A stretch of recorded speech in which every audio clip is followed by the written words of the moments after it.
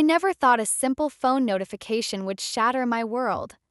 But there it was, lighting up my husband Mark's screen while he showered, a message preview that made my stomach drop. I miss our talks. Lunch again tomorrow. My name is Grace, and until that moment, I was living what I thought was a perfectly normal life as a stay-at-home mom to our 6-year-old daughter, Lily. The kind of life where your biggest daily crisis is getting paint stains out of your kid's favorite dress or making sure dinner doesn't burn while helping with homework. I stood there in our bedroom, Mark's phone in my hand, my thumb hovering over the screen. The rational part of me said to put it down. The other part, the part that had noticed Mark working later and later, coming home with a distant look in his eyes, that part won out. Mom, where are my purple socks? Lily's voice carried up from downstairs, making me jump. Check the laundry basket, sweetie. I called back, my voice surprisingly steady despite my trembling hands. The shower was still running. I had time. 3 swipes later, I was staring at weeks of messages between Mark and someone named Andrea from sales. They started innocently enough, work discussions, meeting confirmations. But as I scrolled up, the tone shifted. Inside jokes, personal details, plans for private lunches. Found them! Lily shouted triumphantly. The shower stopped. I quickly placed Mark's phone back exactly where I'd found it and busied myself with making the bed, my mind racing. The messages weren't explicitly romantic, but there was an intimacy there that made my chest ache. Hey, have you seen my blue tie? Mark emerged from the bathroom, towel around his waist, water droplets still clinging to his shoulders. He looked exactly the same as he had yesterday, but somehow everything was different. The one with stripes? I kept my voice casual, smoothing the comforter with shaking hands. It's in the dry cleaning pile. He frowned. I needed that one for the meeting with Richard today. There was an edge to his voice that I'd been hearing more often lately. You know how particular he is about appearances. I can grab it from the cleaners this morning, I offered, but he was already shaking his head. Don't bother. I'll figure something out. He turned to the closet, effectively dismissing me. I watched him get ready, going through his usual morning routine. Every movement seemed loaded with new meaning. Was he choosing that shirt because Andrea liked it? Was he checking his phone so much because of her? Daddy, can you drive me to school today? Lily appeared in the doorway, purple socks proudly displayed, her backpack nearly as big as she was. Not today, princess. I've got an early meeting. Mark barely looked up from his phone as he knotted a different tie around his neck. Lily's face fell and something inside me snapped. This wasn't just about me anymore. Whatever was happening with Mark was affecting our daughter too. I'll take you, baby, I said, reaching for her hand. We can listen to your favorite songs on the way. As we headed downstairs, Mark called after us. Don't forget I have that dinner thing tonight. Don't wait up. Dinner thing, I repeated under my breath, the words tasting bitter. How many of those dinner things had actually been lunches with Andrea? I helped Lily into her car seat, my mind already spinning with possibilities. I could confront Mark directly. I could try to catch them together. I could pretend I knew nothing and gather more evidence. But as I started the car and caught sight of my daughter's face in the rearview mirror, so innocent, so trusting, I knew one thing for certain. Whatever I decided to do next would change everything. And I needed to make sure those changes would be for the better. For both of us. The call from Lily's school came just as I was setting up my easel in the spare room. My daughter had pushed another kid during recess, completely out of character for my usually sweet little girl. As I drove to pick her up, my mind kept drifting to the half-finished canvas I'd left behind. Painting had become my escape lately, the only place where the mess in my head made sense. She's normally such a good student, Miss Thompson said, while Lily sat slumped in a chair beside her desk. But lately she's been distracted, acting out. I knelt in front of Lily, noting the dark smudges under her eyes. What happened, baby? Tommy said I was lying. Lily's bottom lip trembled. He said daddies don't have special friends at work. The air left my lungs. I forced myself to keep my expression neutral, even as my heart hammered against my ribs. What made you tell Tommy about Daddy's friend? I heard you talking to Aunt Sarah on the phone. Lily picked at a loose thread on her skirt. You said Daddy has a special friend named Andrea. Miss Thompson shifted uncomfortably in her chair. I felt my cheeks burn, knowing this would be through the parent grapevine by dinner. On the drive home, my phone buzzed with a text from Sarah. Coffee? You look like you could use a friend right now. 20 minutes later, we sat in her studio, surrounded by her vibrant abstract paintings. Sarah pushed a steaming mug into my hands. Spale. Lily's acting out at school because of Mark's. Whatever it is with Andrea. I took a shaky sip. I should have been more careful talking about it. No, Mark should have been more careful sneaking around. Sarah grabbed one of her canvases, turning it to face me. Remember this one? From your first art class? I smiled despite myself. Painting was terrible, all muddy colors and uncertain brushstrokes. You were such a patient teacher. And you were a natural once you stopped doubting yourself. She paused, studying me. The local gallery is accepting submissions for their summer showcase. You should enter. I nearly choked on my coffee. I haven't shown my work since before Lily was born. Exactly. Time to remind everyone, including Mark, that you're more than just someone's wife and mother. That evening, I was working on a new painting when Mark came home early for once. He stopped in the doorway of my makeshift studio, frowning at the drop cloths and art supplies. What's all this? His tone was light, but I caught the tension in his jaw. Just getting back into painting. I kept working, adding touches of deep blue to the canvas. The school called today. Lily got in trouble. What?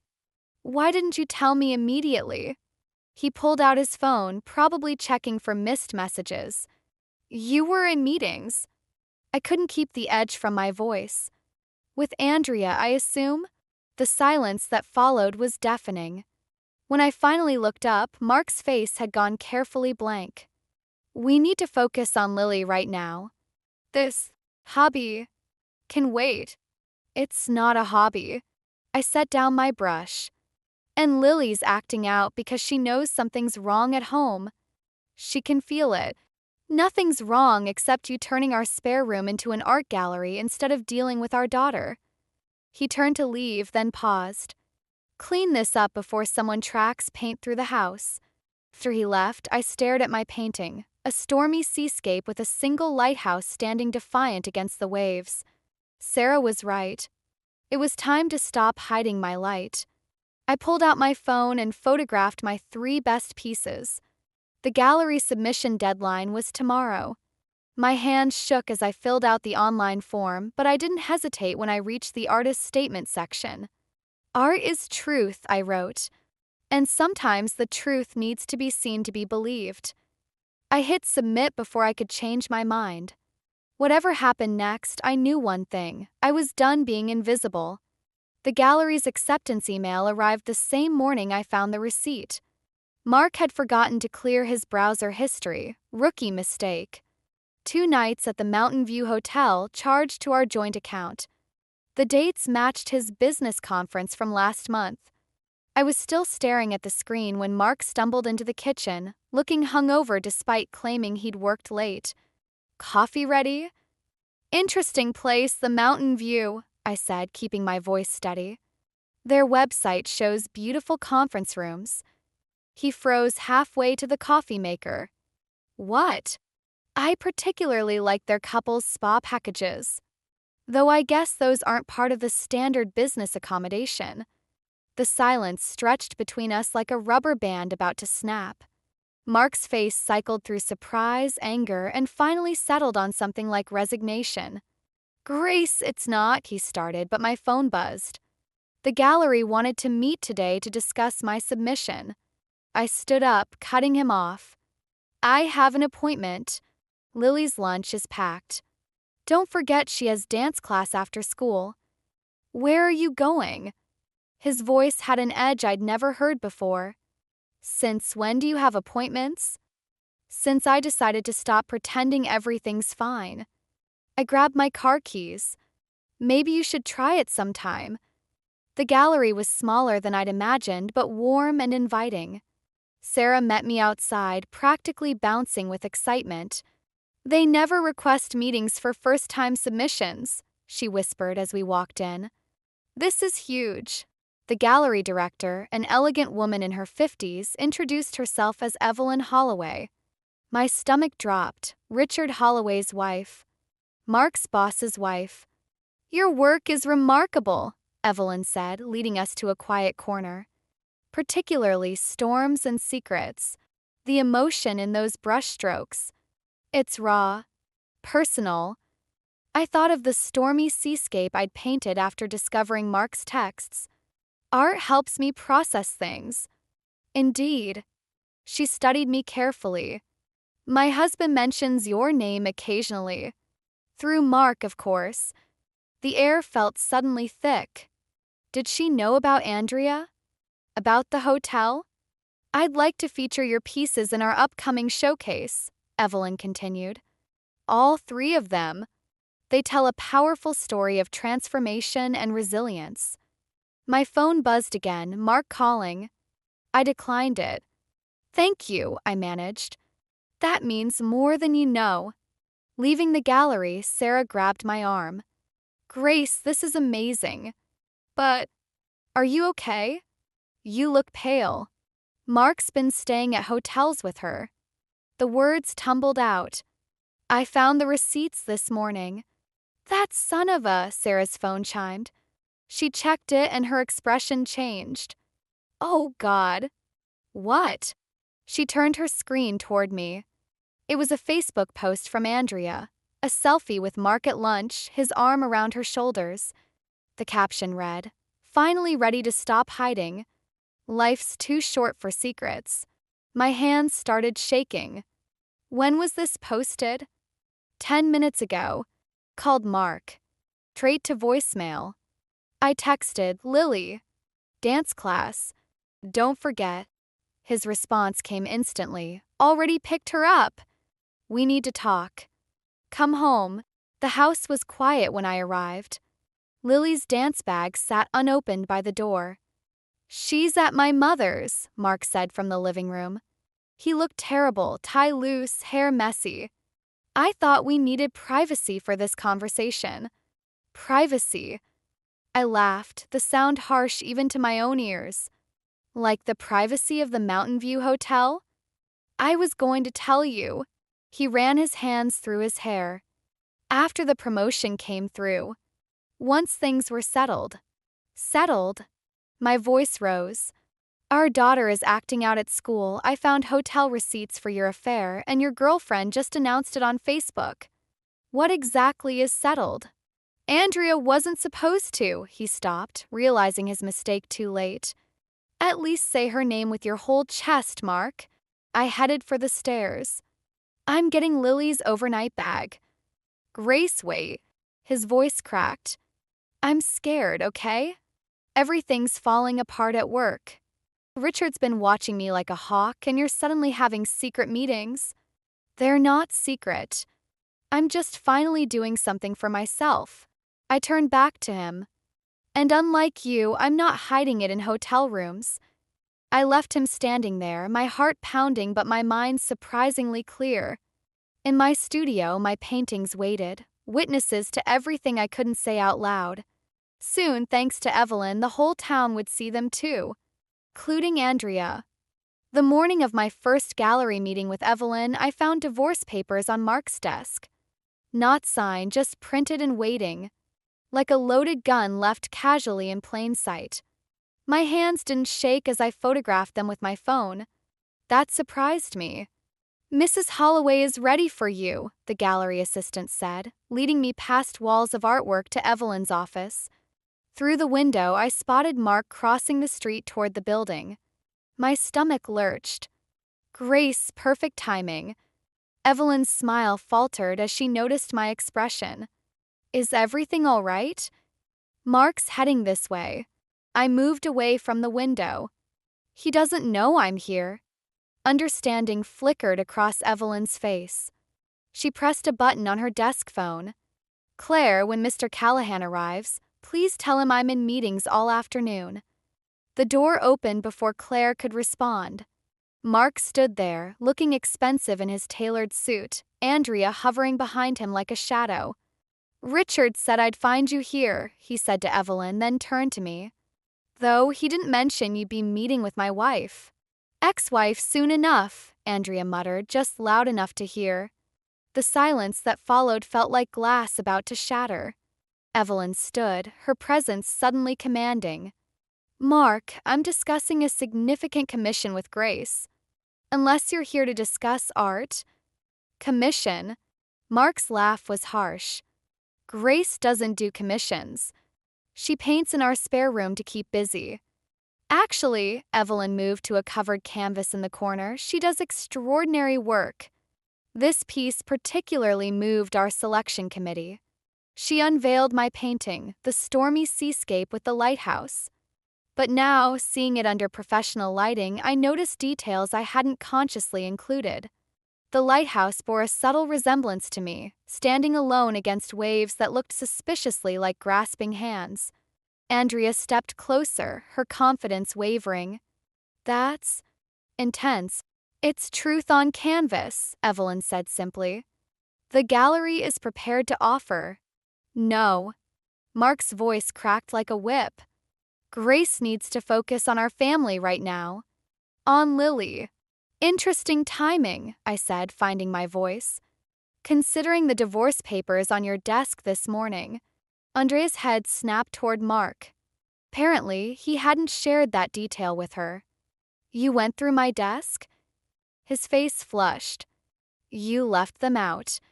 Like you left your hotel receipts in the browser history. Like Andrea left that Facebook post up for 3 hours before deleting it. I turned to Evelyn. I accept the commission. All terms. Grace, Mark started, but his phone buzzed. Color drained from his face as he read the message. Problem? Andrea asked, touching his arm.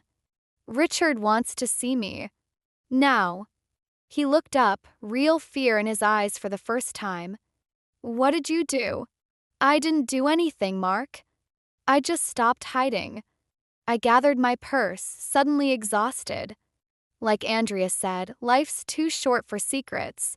Evelyn walked me out, leaving Mark and Andrea in her office. Through the glass, I saw them arguing in harsh whispers. Richard doesn't tolerate scandal, Evelyn said quietly. Especially not from employees gunning for partnership. I never meant to cause trouble with Mark's job.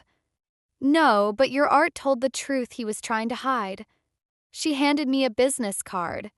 My personal number. Call anytime. And Grace. She paused. The commission isn't just about the art. It's about supporting artists who dare to stand in their truth. At home, I found Lily in my studio, adding careful brushstrokes to her own small canvas. She'd painted 3 figures, one tall, one medium, one small, standing under a rainbow. Is that us? I asked, sitting beside her. It was. She dabbed more blue paint onto her brush. Now I'm making the tall ones smaller. Like when caterpillars get small in their cocoon before becoming butterflies. I stared at her painting, seeing the wisdom in her 6-year-old metaphor. Sometimes things had to break down completely before they could transform into something new. My phone buzzed with a text from Richard Holloway. My office, 9 a.m. tomorrow. Bring your portfolio. I looked at Lily's painting again, at the shrinking figure under the rainbow, and felt something like hope unfold its wings in my chest. Richard Holloway's office felt like a courtroom, all dark wood and judgment. My portfolio sat unopened on his desk while he studied me with the same intensity I'd seen in Evelyn's gallery. Your husband's been up for partnership for 3 years, he said finally. Did you know that? I shook my head, remembering all the late nights Mark had claimed were for partnership track. He's talented, but lately, Richard tapped my portfolio. Well, let's just say talent isn't everything. Opening it, he revealed my stormy seascape. Unlike this is both talent and truth. I'm not here to discuss Mark, I said, but Richard held up his hand. Andrea's resignation letter arrived this morning. Apparently, she's taking a position at our competitor. He leaned back. The same competitor Mark's been sharing confidential information with. My breath caught. What?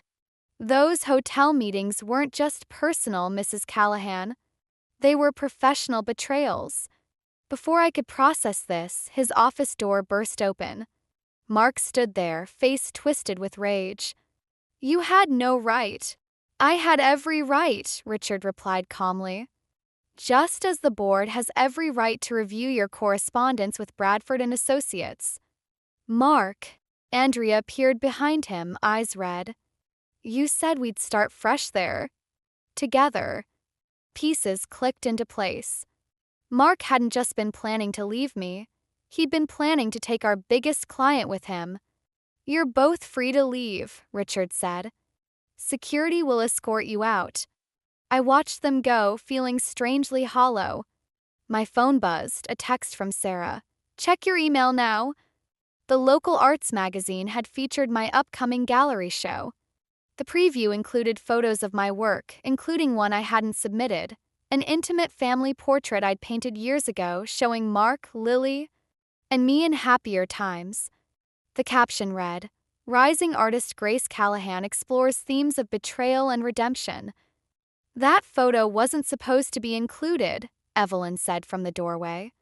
She'd appeared so quietly I hadn't heard her come in.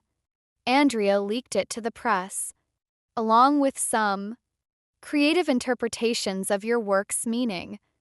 My phone exploded with notifications. The story was spreading, with Andrea's spin turning my art into a public accusation. Comments flooded in, strangers dissecting my marriage like entertainment. I never wanted this, I whispered. No one ever does, Richard said. But sometimes exposure is the best disinfectant. Back home, I found the house empty except for a note from my mother-in-law. Took Lily for ice cream. She's asking questions about the magazine article. In my studio, I stared at my latest unfinished painting, a woman emerging from shadows into light. But now it felt tainted, twisted by public scrutiny into something vengeful rather than transformative. The front door slammed. Mark's footsteps on the stairs, then his figure in my doorway. Happy now. His voice was raw. You've destroyed everything I built. You destroyed it, I said, not turning around. I just painted the truth. The truth. He laughed bitterly. The truth is I was suffocating here, watching you play at being an artist while I carried everything on my shoulders. Play at being, I spun to face him. I supported your career for years, Mark. I raised our daughter. I buried my dreams so you could chase yours. And now, he gestured at my paintings. Now you're what, some brave whistleblower? The wronged woman getting her revenge through art. No. I picked up my brush, turning back to my canvas. I'm just finally painting my own story instead of living in yours. He was quiet for a long moment. Andrea's leaving for Bradford and Associates tonight. She wants me to go with her. I added a streak of gold to the emerging woman's hair, Lily's color. Then go. Grace. His voice cracked. What are you going to tell Lily? I thought of her painting, the shrinking figure under the rainbow. The truth. That sometimes people need to leave to figure out who they really are. After he left, I stayed in my studio, painting until the light faded. My phone kept buzzing with messages and comments, but I ignored them all. Let them talk. Let them judge. The real story was emerging on my canvas, stroke by stroke, truth by truth. And this time I was holding the brush. The gallery opening should have been my triumph. Instead, I stood in the corner watching my life unravel on social media. Andrea had gone viral with her expose about my art being a calculated revenge campaign, and now reporters lurked outside, hoping to catch the drama they'd been promised. "You don't have to do this tonight," Sarah whispered, squeezing my arm. "We can postpone." I watched Evelyn greeting guests, steering conversations away from scandal toward artistic merit. If I don't do it now, I'll always be the woman who painted her revenge instead of her truth. Crowd parted, and there was Mark with Lily. My heart stopped. She wasn't supposed to be here. "Mommy!" She ran to me, wearing the dress she'd picked for her school art show. "Daddy said I could come see your paintings." Mark's smile was razor sharp. "She should see what her mother's been working on, don't you think?" Before I could respond, a reporter shouldered past security. "Mr. Callahan, how does it feel seeing your private life exposed through your wife's art?" Lily's grip on my hand tightened. "Why are they talking about our private life?" "That's enough." Richard appeared, signaling security. But Mark was already moving toward my centerpiece, the lighthouse painting. "You want to know how it feels?" His voice carried across the gallery. "It feels like watching someone rewrite history. These paintings? They're lies. Beautiful lies. Mark, please." I tried to pull Lily away, but she resisted. "The real story," he continued, "is about a woman so desperate for attention she'd destroy her family for it." The reporter's camera flashed. Lily started crying. "That's not true." I shouldn't have shouted, but the words burst out. "The real story is about a man who betrayed everything, his wife, his company, his daughter, for his own selfish." "Stop it!" Lily wrenched free, running toward the exit. She collided with a waiter, sending glasses crashing. In the chaos that followed, I found her huddled in the gallery's back office, hands over her ears. "I hate the paintings," she sobbed. "I hate them." My chest felt like it was caving in. "Baby, I'm so sorry. I never meant. You made Daddy look like the bad monster in my nightmares." She pointed at a sketch visible through the office window, one I'd done of Mark in darker moments. "But he's not a monster. He's just sad. Like you're sad. Like I'm sad." The truth in her words hit harder than any viral story or public humiliation. I told myself I was painting truth, but I'd been painting pain and making my daughter carry it. "Grace." Evelyn stood in the doorway. "The buyers are waiting. We need to cancel it." I stood up, my decision crystallizing. "Cancel the whole show." "You can't." Mark appeared behind her. "Isn't this what you wanted? Everyone's seeing your truth." "No." I looked at Lily, then at the paintings that had become weapons instead of windows. I wanted to be seen. But not like this. Not at her expense. Then what was it all for? Question came from Andrea, who'd somehow slipped in during the commotion. I thought of my latest painting, the woman emerging from shadows. I'd been so focused on the emergence, I'd forgotten about the shadows I was casting. "It was supposed to be about healing," I said quietly. "I forgot that healing doesn't happen in public." Taking Lily's hand, I walked past them all, past the whispers and cameras, straight to my centerpiece.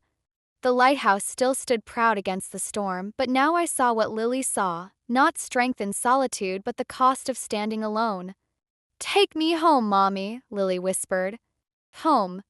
Not the battlefield our house had become, but somewhere new.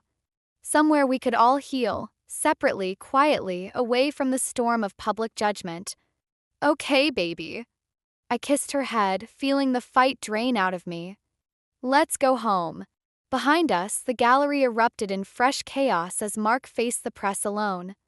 But for the first time in months, I didn't look back. Some battles aren't worth winning if the price is your soul.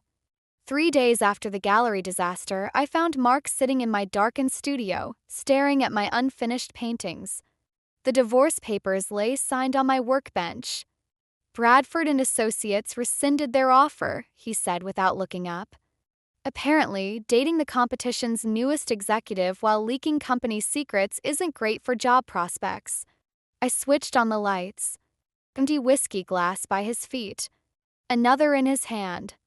Where's Andrea? Gone. He laughed hollowly. Turns out she was recording our conversations, building her case for promotion while He gestured vaguely at the chaos around us. Why are you here, Mark? Richard offered me a chance to stay. His voice cracked. Demoted but employed. If I agree to counseling and sign a new non-compete agreement. That's good, right? He stood suddenly, swaying slightly. Good? I lost everything because you had to prove something with your art. Because you couldn't just be happy with what we had. Happy. The word tasted bitter. Like you were happy sneaking around with Andrea? Happy watching me shrink myself to fit your idea of a proper wife. I never asked you to shrink yourself. You never had to. I grabbed the nearest canvas, the woman emerging from shadows. You just dismissed everything that made me me until I started believing I was nothing but your wife, Lily's mother. And now, he gestured at the paintings. Now you're some brave truth-teller? The wronged woman getting her revenge through art. This isn't about revenge anymore. I turned the canvas toward him. Look closer. He squinted at the painting, really seeing it for the first time. The woman wasn't just emerging from shadows. She was reaching back into them, trying to pull something else into the light. That's... His voice faltered. It's us. All of us. I started it the night Lily cried about your special friend. I realized we were all trapped in darkness, you and your lies, me and my anger, Lily and our mess. The fight seemed to drain from him. He sank back onto the stool. I was suffocating, he whispered. The pressure at work, at home. I couldn't be what everyone needed. Neither could I. I set the canvas down gently. But I found my way out through art. What's yours, Mark? He pulled something from his pocket, a worn guitar pick. Remember when we first met? At that open mic night? I nodded. He'd played original songs back then, before corporate life consumed him. Richard said something interesting. Said sometimes we have to lose everything to remember who we really are. He turned the pick over in his hands. I haven't written a song in 7 years. A small sound made us both turn. Lily stood in the doorway, clutching her own painting, the one with the shrinking figure under the rainbow. Is Daddy leaving again? She asked. Mark moved toward her, but I got there first, kneeling down. No, baby. Daddy's finding himself. Just like Mommy did. Through painting. Through music, Mark said softly. If that's okay. Lily studied her painting, then held it out to him. The small person isn't scared anymore. Just changing. Mark took the painting with trembling hands. Something shifted in his face, like clouds breaking after a storm. The papers are signed, I said. But maybe this doesn't have to be an ending.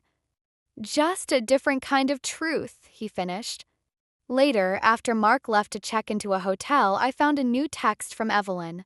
Private showing next month? Just your new work. The real story, not the scandal.